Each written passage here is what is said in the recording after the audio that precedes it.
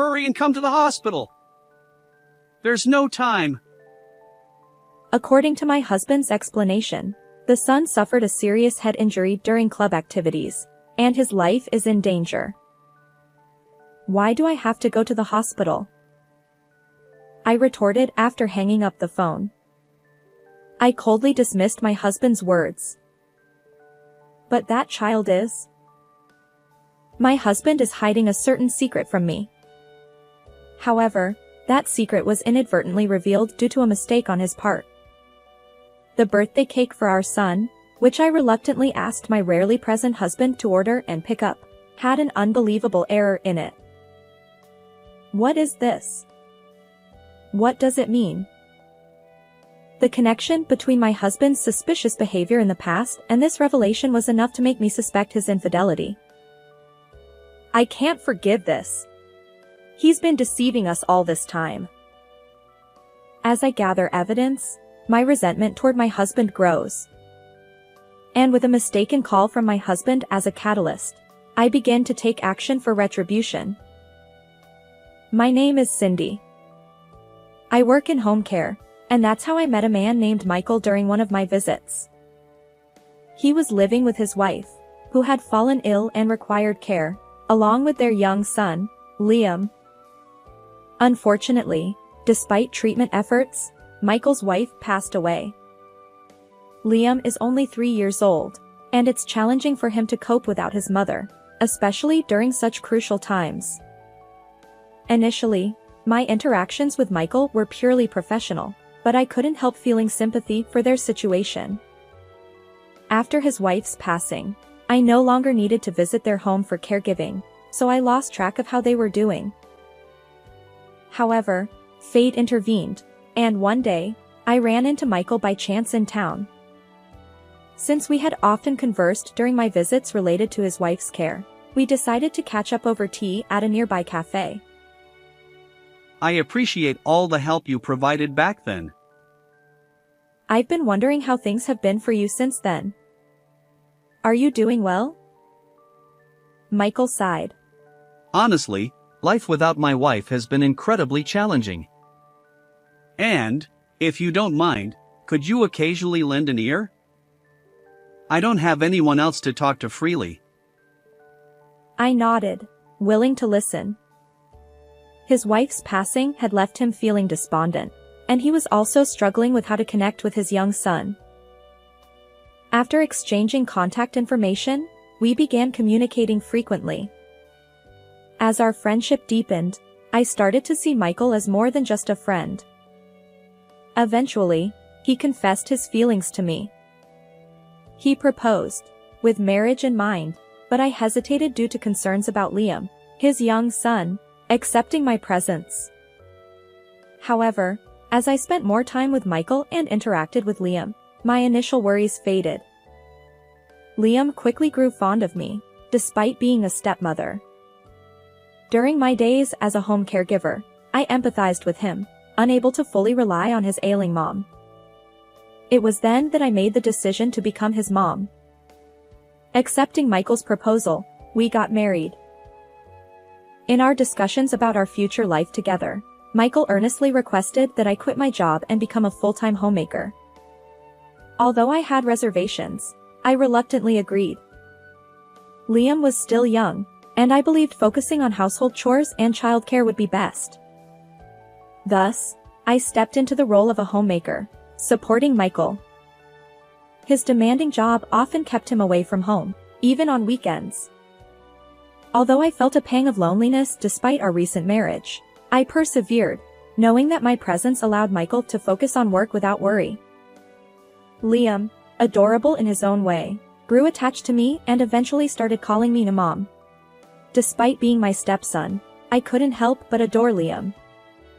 However, despite Liam being at an adorable age, Michael rarely spent time playing with him. On weekends, he would simply claim to be working and head out. I couldn't help but harbor some frustration. One day, I noticed that the lunchbox I had prepared for my husband was left forgotten on the dining table. I called Michael to inform him about the forgotten lunch, but he didn't answer. Worried that he'd be hungry without lunch, I decided to take it to his workplace. Upon arriving at his office, I approached the receptionist and asked her to call Michael. However, her unexpected response caught me off guard. I've checked, but it appears he hasn't come to work today. I insisted that couldn't be true and even inquired with his department, only to be told that he was absent for the day. What on earth is going on? Where could he be? I wondered, but I couldn't press further, so I left the office. I tried calling my husband again, but still no answer. Even my messages remained unread. He had definitely left for work today, so where could he possibly be? With anxiety weighing on my mind, I waited for his return home.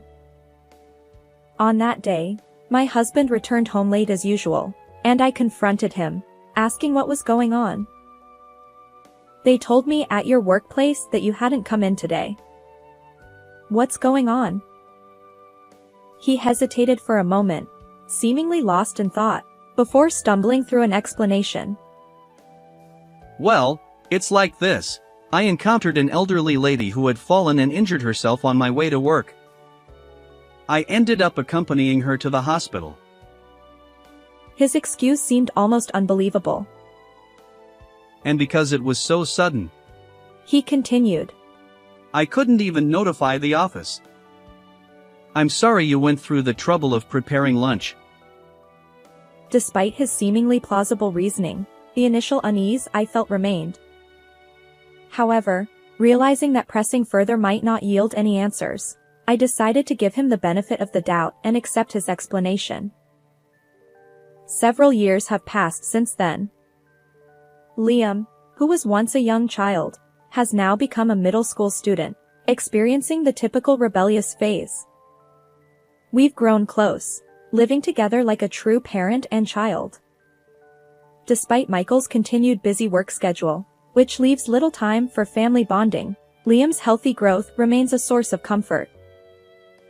One day, I received an unexpected call from a friend I knew back in school. When I asked what was wrong, she seemed a bit flustered. She shared something quite startling. I hesitated to tell you, but I witnessed your husband walking with an unfamiliar woman and a middle school-aged boy.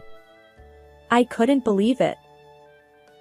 But he didn't have any plans to go out together. Are you sure it wasn't a case of mistaken identity? My friend insisted.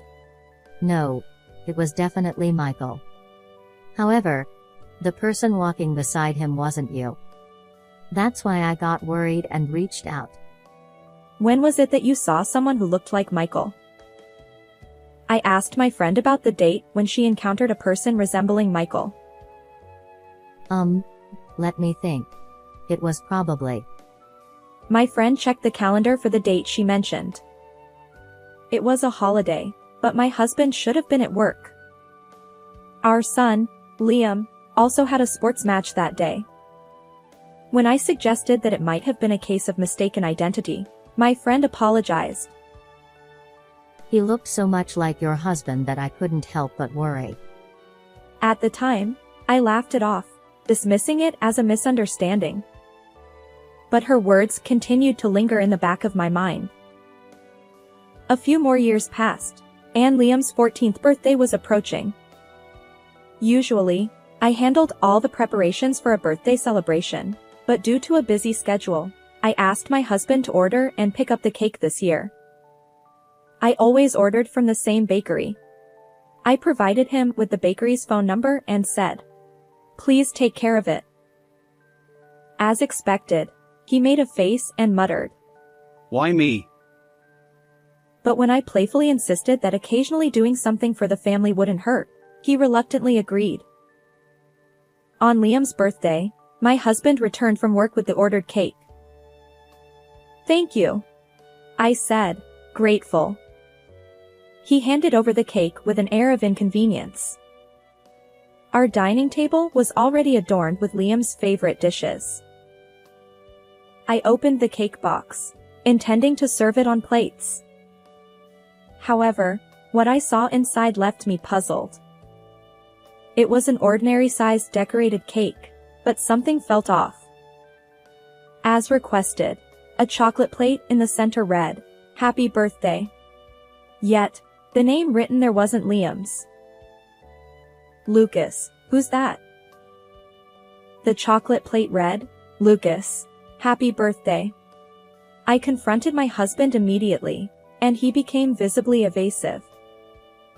His explanation was suspicious. I clearly gave them the correct name. Maybe the bakery made a mistake or mixed up the cakes. It might be the case. If Liam's name was merely mistaken, he might not mind, but if it's a mix-up, it's better to inform the shop about the error. With that in mind, I called the bakery. "Excuse me. The name on the cake is different from what I ordered. Could it be a mistake or mix-up?" The person on the other end put me on hold to check. After a moment, they returned with an answer. We've reviewed the order history, and it doesn't appear to be a mix-up. To prevent such errors, we always confirm the name with customers during ordering and again when handing over the cake. When I described my husband's appearance during the pickup, it turned out that the person who checked and handed over the cake was coincidentally the same person on the other end of the phone. I distinctly remember the customer confirming this name. There was no mistake. Understood. It seems the mistake is on our end. I apologize for any inconvenience. I hung up, but I couldn't shake the feeling. Could someone really mix up our son's name, even with a busy schedule and limited family interactions? With an unsettled feeling, I suddenly recalled my friend's words. "Your husband was walking with an unfamiliar woman and a middle school-aged boy," she had said. The name on the nameplate wasn't Liam, but Lucas. The similar names. Could it be that my husband made the mistake? Perhaps he was hiding something, and this had been going on for quite some time. Unable to leave it unresolved, I secretly visited a private investigator's office to delve into my husband's background. If nothing came up, that would be ideal. I wanted to believe it was all a misunderstanding. However, after receiving the investigation report from the private investigator, I was utterly shocked. What is this? Unbelievable. The report revealed an unthinkable truth. My husband had been hiding something from me. It turned out that even before our relationship, he was already involved with another woman. And that woman had a son around the same age as Liam. The boy's name? Lucas. The same name as on that birthday cake. My husband had entrusted Liam, his son from a previous marriage, to me while pretending to be busy with work and spending time with another family. He had maintained this double life without either Liam or me suspecting a thing. The nausea I felt toward him was overwhelming. There was no way I could forgive him. I clenched the report in my hands, determined to gather evidence of his affair without him realizing it. Continuing this marriage was impossible, but if we were to divorce, I wanted to leave him utterly defeated, with no excuses left. So, for now, I pretended not to notice anything, biding my time. One day, my husband called me in a panic. Hurry and come to the hospital. There's no time. His explanation was that our son had suffered a head injury during club activities and was in critical condition. I immediately hung up the phone. It dawned on me that my husband had intended to call someone else but accidentally dialed my number. Why should I go to the hospital? After all, that child is. I scoffed at my husband's words after ending the call. Perhaps he was flustered, unaware that he had contacted the wrong person. Nearby, our son Liam noticed my unusual behavior and asked, "Mom, what's wrong?" "It's nothing, sweetheart. Thank you for always helping me," I replied, trying to maintain composure. Liam had been assisting me with my home care work since he entered middle school. With more time available due to Liam's growing independence, I had resumed my job as a home caregiver. My husband, already disinterested in me, didn't oppose my return to work. Liam seemed interested in caregiving, often lending a hand during weekends and after school. But our child getting injured? That couldn't be right. After all, my son was right here beside me. He must have been flustered and called the wrong person, I thought. In other words, the injured child was likely the son of his affair partner. My husband, in his panic, had mistakenly contacted me instead. That evening, my husband returned home with an innocent expression. From his demeanor, it was clear he hadn't yet realized that I was the one he had spoken to on the phone earlier. "Welcome home. How is Lucas doing?" I asked. Michael replied, "Oh, it was quite a scare, but fortunately, he's not in critical condition." However, just seconds later, his expression turned to shock. Michael stammered, "You? Why that name?" "You really are clueless. Maybe you were too flustered to notice, but the person you called during the day was me." Michael tried to deny it, but I wasn't fooled. "No need to keep pretending. I know everything," I said, confronting him with the facts I had uncovered. His affair, and the fact that the other woman's child was named Lucas. "Why? Why did you marry me while already involved with someone else?" I confronted my husband with the long-standing question that had weighed on me. His answer was beyond belief. Perhaps realizing there was no escape, he scowled and began to confess. "It's become too bothersome to keep hiding, and maybe it's time." "Why did I marry you?" "Because she said she didn't want to raise someone else's child. So, I pushed Liam onto you." "What? That's absurd. What do you think of Liam and me?" It couldn't be helped. I struggled too.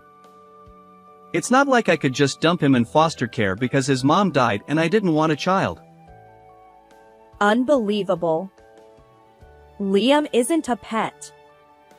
He's your own son. Despite my condemnation, he showed no remorse. But even you, Liam seemed to warm up to you and looked happy. Instead, he laughed at my anger, mocking me. "I won't forgive you. We're getting a divorce," I declared. Michael responded nonchalantly. "Sure, whatever. But Liam won't be staying with me. He's already grown up, so we don't need a babysitter anymore." The man before me chuckled, suggesting that perhaps we should send Liam to a care facility. His malevolence made my stomach churn. "You're so self-centered. You think you can just discard us and live as you please.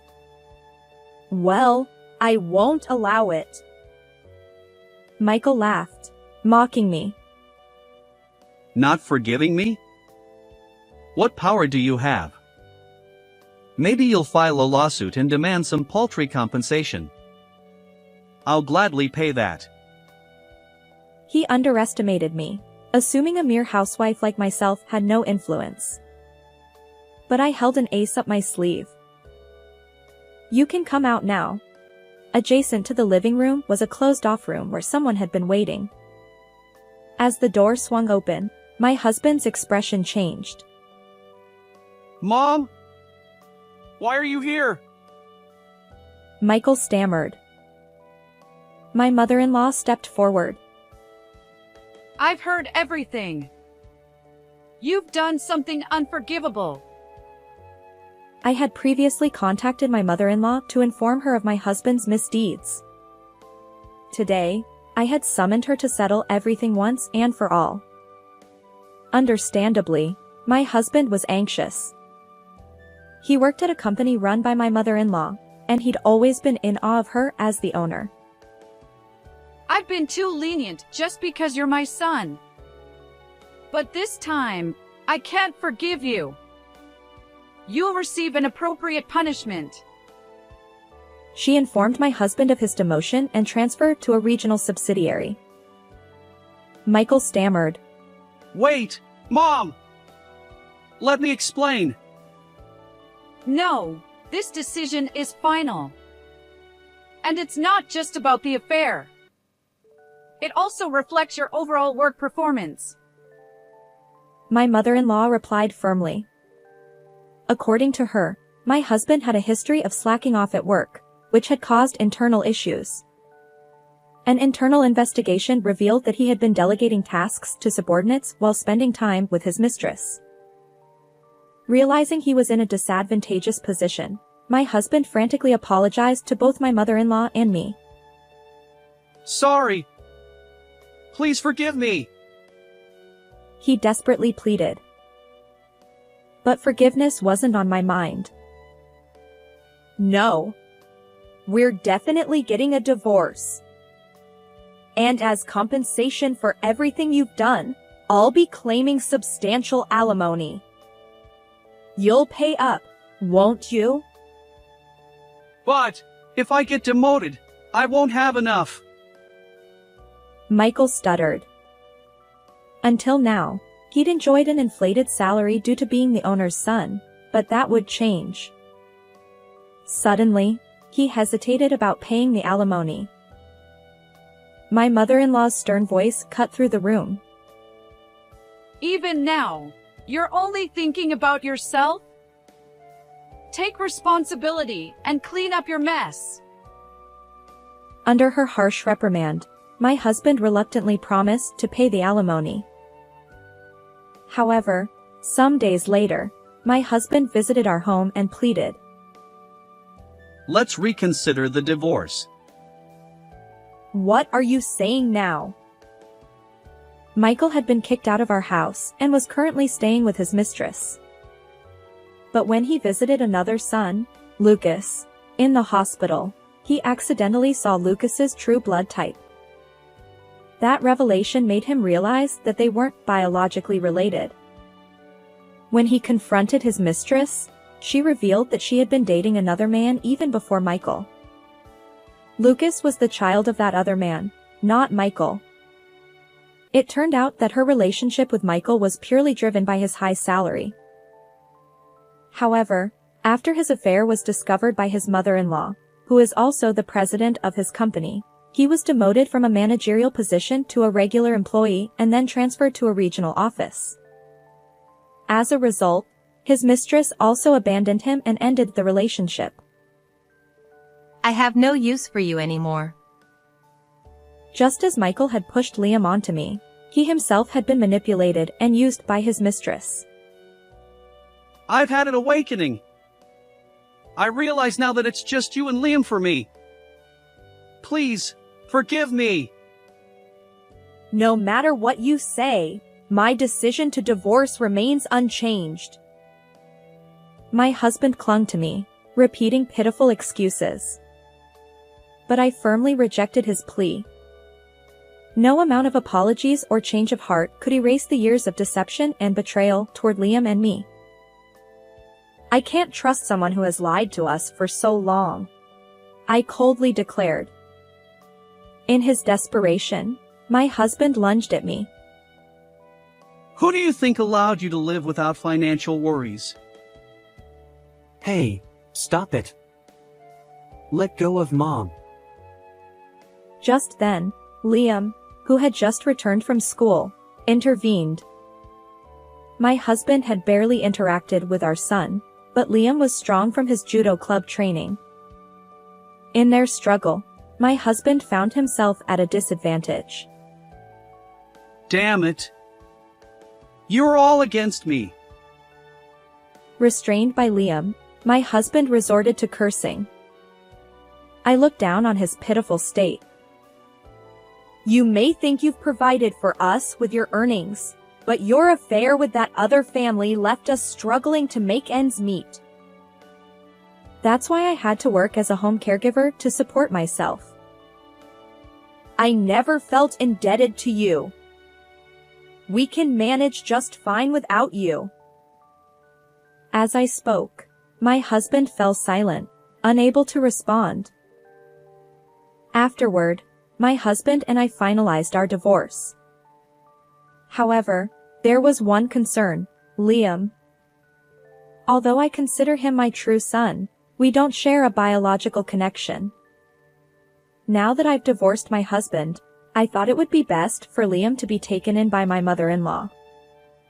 Yet Liam expressed his desire to stay with me. Even without a blood tie, you're the one who has raised me through all the hardships, Mom. His words choked me up. I decided to take custody of Liam, receiving child support payments from my ex-husband. Subsequently, my ex-husband, abandoned by both his mistress and me, repeatedly attempted to reconcile. But there was nowhere left for him to cling. Fed up with his persistence, I firmly warned him that I'd report him as a stalker if he didn't stop. Originally timid and easily swayed by authority, my ex-husband slumped and left. We never crossed paths again, but rumor has it that he remains single, leading a lonely life. My mother-in-law still occasionally visits our home even after the divorce from my husband. She has been supporting our lives financially. Gratefully accepting her kindness, I continue to focus on my work. Liam, who has learned caregiving skills from assisting me in my home care job, aspires to become a caregiver in the future. He wants to study welfare-related subjects in college. Unlike his father, Liam is empathetic and desires to help others. A wonderful young man whom I am proud of. How did you find this story? If you enjoyed it, please consider subscribing to our channel. Let's meet again in the next video.